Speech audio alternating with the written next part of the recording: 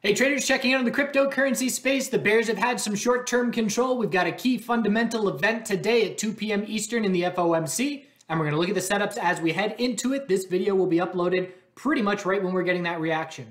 So we're just going to do a quick check-in here on a few names. We know the dollar bulls are in complete control, maintaining the uptrend. If it's a bullish reaction to the dollar in the FOMC at 2 p.m. Eastern, it's going to be a weekly bull flag confirming. If it is a bearish reaction, we have a lot of space for a weekly higher low to still form, but essentially just watching, can the bulls maintain daily higher lows? And the last higher low was 95.84. And if I am a bull, I want to see dollar weakness. So keeping an eye on that as a guide. We know the broader market has continued to be weak as well. And actually, now that I look at this chart, it's really felt a lot weaker. SPY is just an inside bar and just a tightening daily range here. On a bearish reaction to the FOMC, we're still going to look for a higher low. And on a bullish reaction, we're going to be looking up to test resistance just under the all-time high. There's a lot of sectors that are weaker. IWM is the risk on gauge for the stock market for me. And you can see it's already broken to a lower low here. And the last 4 weeks have looked a lot like Bitcoin as far as the downside action. So Bitcoin is a daily downtrend. We know that much. It's simple that if we keep forming daily lower highs, the bears keep their control. So we had a daily lower high at 52,000 when we were expecting that to be the result of the bounce. Then a higher low, then another lower high at 50.8. So we can say on this current bounce attempt, anything under 50.8 thousand is just another daily lower high. So if we want to keep it simple, if the bulls do not break 50.8 thousand, nothing changes. Daily downtrend continues. Daily EMA 12 remains as resistance. One thing that the FOMC is very known for is knee-jerk reactions. You get a reaction in the first 4 minutes because a lot of bots and algos are just scanning, just reading for keywords and then acting on those keywords in milliseconds. And then you see, after the first 5-10 minutes sometimes, a complete reversal in the other direction. So just keep that in mind, that we can see a big spike up and then give it all back very quickly, or vice versa on the downside. We did change the 4-hour trend bullish for Bitcoin, but there's a lack of follow through at this point.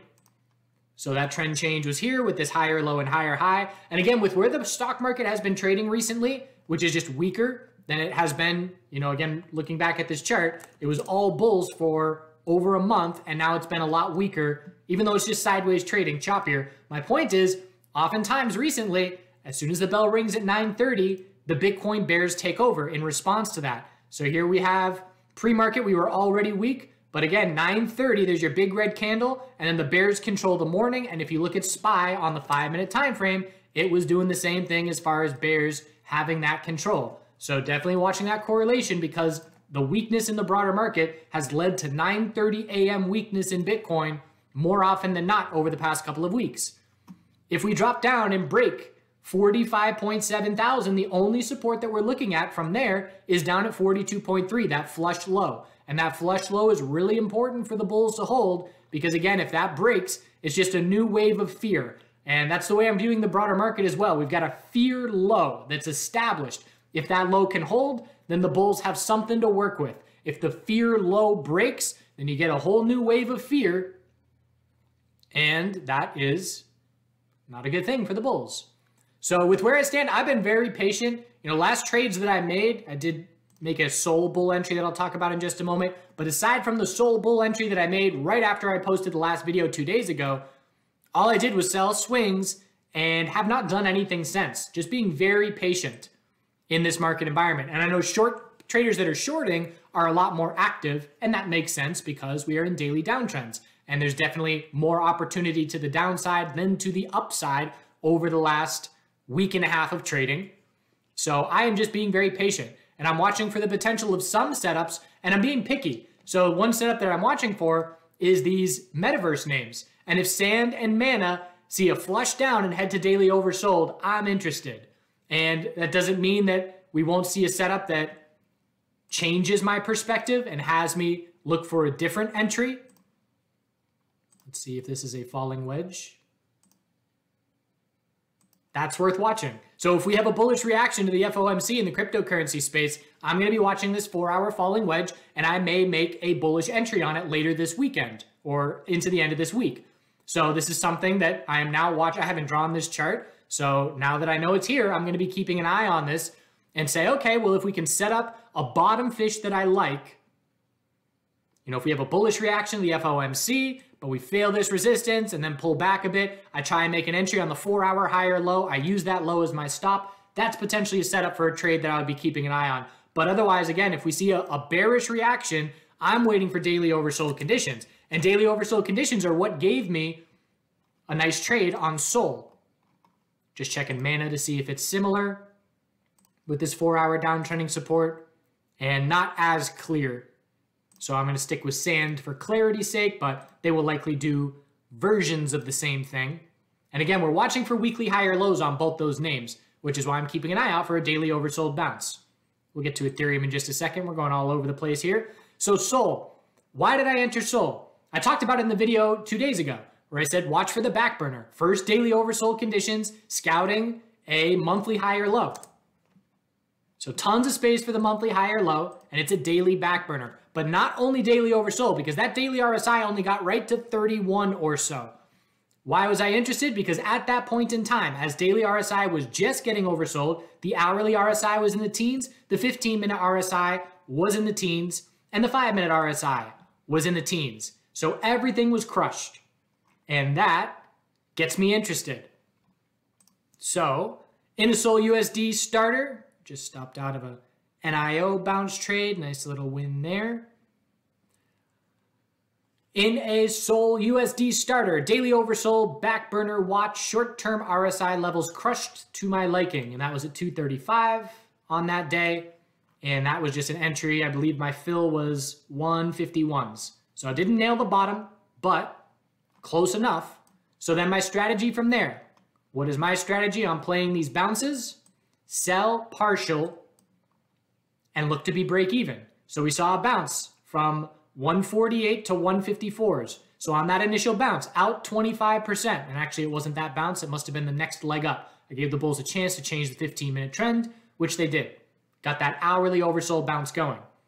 So out 25% at 156.49. Break even now roughly low 149s. And I exited another 25% at the hourly EMA 12 because we didn't change the hourly trend and we were testing that resistance.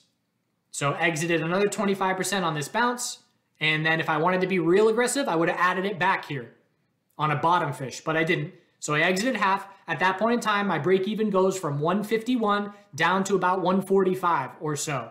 So what do? I stick my stop loss at break even, and one of two things are going to happen. And this is exactly as I approached my best trade entry of 2021, which was the monthly higher lows on Bitcoin and Ethereum. Again, I did the same thing. I entered on the 30,000 flush. I sold enough that I could put my stop under the low at that point, and it was either I nailed the monthly higher low or I'm going to stop out and not lose $1. And the rest is history as far as a really nice 100% plus gain on the Bitcoin and Ethereum positions combined. Same mindset for both. So now I'm doing the same thing, same exact thing. So if our monthly higher low is now set, I nailed it, and I've got a swing position that I will hold for a prolonged period of time. I don't think that I nailed it. The probabilities are not high that I nailed it, but I'm not risking $1. My stop loss is under the low of 148. If we drop down and continue the daily downtrend, I'll stop out and not lose a thing. And I can be back to all cash and scout another position for a monthly higher low at some point further down the line. But again, if I don't stop out, I have an ideal position. And of course, best case scenario would be a bullish reaction to the FOMC, maybe a little inverse head and shoulders here on the 12-hour time frame. And then we run to 800,000 and I'm a bajillionaire. But again, no risk, high reward scenario. And that's why I play with partial positions, because I do not have to think about this trade again. The only decision that I have to make on this trade is where am I going to take profit? I'll either stop out, which I have no decision to make, or where the trade went beautifully and I'm looking to take profit somewhere, maybe for a weekly lower high in the low 200s. That is my trading style. Dominance chart, no daily trend change yet, no information there, sticking to individual names for information. Ethereum is still weak. Look at Ethereum just dropping down to another lower low here. When did that happen? This morning? Yeah, just now. So another flush down. Decent bounce. Just looking for an hourly lower high, though. So daily 35.75 is being tested a bit, but ETH BTC is still weak. And we're still watching this daily head and shoulders potential. It's technically still an uptrend as far as I'm concerned. Yes, we did lose a little support level there, but I'm watching this head and shoulders. And if we get a daily bounce going, we will be scouting a lower high with tons of space for it to form. And it's possible we're shaping up for monthly pullback. We already have weekly consolidation underway. It's just a question of, is this weekly consolidation going to be significant or not? And we have to confirm a daily downtrend if it's going to be significant. So ETH losing favor, and that's why I went to Sol, along with its daily back burner. I'll be interested in Ethereum if we get daily oversold conditions. So again, being mostly cash and patiently waiting for if things get ugly.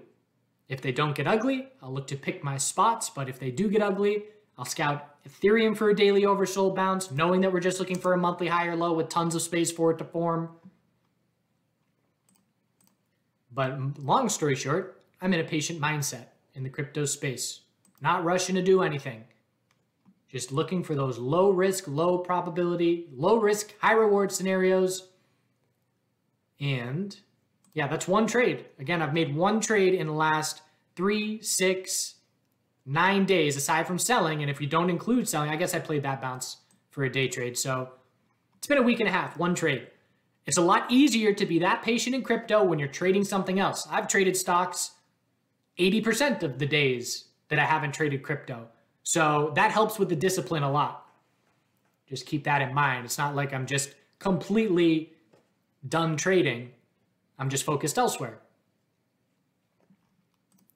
So ETH BTC, we're watching the 4-hour downtrend. Look at the EMA 12. It's just a crystal clear guide. Have to get over that EMA 12 if we're going to see a daily bounce try and get going. And then we scout that lower high. So Sol, nice bounce, 12-hour inverse head and shoulders watch. I'll actually probably just stick to the daily. Anything under 177 is a daily lower high. And I know we need a daily trend change as baby step number 1 for the potential of a monthly higher low. Sol BTC, nice bounce, inside bar bull break. We're scouting a weekly higher low here. And again, 2-week equilibrium, same as Ethereum was. High, low, lower high, and we're now scouting a higher low, and we got this tightening range to be keeping an eye on. But just timely bounce. Doge. Just want to point out a trade here. Uh-oh. So trade on Doge. I didn't take this trade, but trade setup, stair-step pattern. Again, look it up on our YouTube channel if you don't know what the stair-step pattern is, but it was a great guide here. So you get a pump because Elon Musk says Tesla's going to start accepting Doge for some merchandise. Big picture, that means nothing. It doesn't mean anything. It's nice for a little pump, nice for a little hype, but certainly would be looking to short that initial run, especially when that initial run is a 40% move in an hour and change. So what is a short signal? Stair-step pattern. Higher low every single 15-minute candle. That pattern breaks for the bears. And again, it's not nailing the top. You don't have to try and guess where the top is. The trade setup is you short when the higher low every candle is lost and your stop goes over the high at that point. Granted, that stop's a good bit of a ways away. So your position sizing has to account for that. You know, you're risking 1.5 cents, but with your trigger being at 20.5 cents, 205, at this point, that pullback is 15%. So, a nice signal there. And again, one to be watching when you're looking for extreme moves to try and shift short-term momentum. NIO just did it on the 15-minute time frame on the way down. Stair-step drop. That pattern broke at 29.44. Not a whole lot of upside and follow-through, but again, it's just a nice little visual guide to be keeping an eye on. All right, I think TradingView is telling us we're done. So keep an eye on that reaction, 2 p.m. Eastern. Keep cautious of fake outs. Daily downtrend is our guide. Keep it simple. Bears have complete control of the daily trend as long as we keep setting daily lower highs on every bounce. If it's a bear reaction, we look to 42.3. If it's a bull reaction, we don't have to FOMO, right? We can see a big bull move and say, great, I'll see you the next time we consolidate. Let's say we get a big bull move up, I'll look for an hourly high or low entry. Maybe. I'm not saying I will, but that should be the mindset, not, I got a market buy. Because again, there's way too many fake outs for me to be confident trying to chase an FOMC reaction. Bulls need help. The Bears don't need help. The Bears don't need any kind of help on the FOMC reaction, and the Bulls do. Burden on the Bulls. All right, we'll see what we get. We'll check back in before the end of the week. I hope you're well. Don't forget to do good things. Protect your capital. See you tomorrow. I think we're on story time, chapter 7. And now we are leaving the place that I'm going to go back to house sit. But in the meantime, I got a couple weeks where I'm going to explore Colorado. First things first, heading through Rocky Mountain National Park. So just a bunch of exploring around every day, just an adventure to hike and camp and look at new things. And I was planning on going westward and then wrapping my way around through Telluride and then swinging back down to the south through Durango and Mesa Verde National Park. So this is up on Rocky Mountain National Park. And some of the roads, the elevation that they get up to in the mountains and the passes that they go through are pretty incredible. If you've never been in big mountains, if you've only been on the East Coast, here in North Carolina, 4,000 feet is a big mountain. And over there, you're looking at 13,000 plus feet. And you can be driving up over, 10,000, 11,000 feet. Very significant. So nice wildflowers. When you're there in June and July, wildflowers can be popping off. And I was really taken aback and surprised by how many wildflowers there are in some of these fields. And of course, this cell phone picture doesn't do justice for the colors, but this was a nice lake. And again, all these lakes are pretty cool colors because a lot of them have runoff from these mountains and a bunch of minerals. And again, the water's freezing, but cool places to camp around. And in this particular instance, someone got lost up here.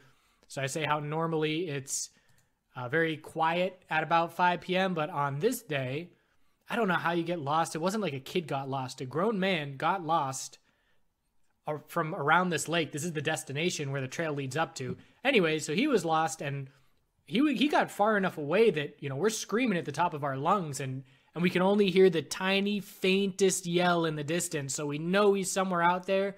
We know it's getting dark and he might have to sleep outside. So fortunately that didn't happen. And he stumbled his way. From the last people that came up onto the trail, they said, yeah, some guy stumbled his way out and was asking if he was on the right trail and was heading back down. So that was nice. I think he climbed his way up to a better perspective to try and see where he was at. Don't get lost, because even the most well-marked trails and well-marked landmarks, you can still get lost, I guess. So next I went to, this is up near Aspen, Conundrum Hot Springs. This is definitely one of the highlights of the trip and my favorite hot springs out of, 15 plus that I've been in.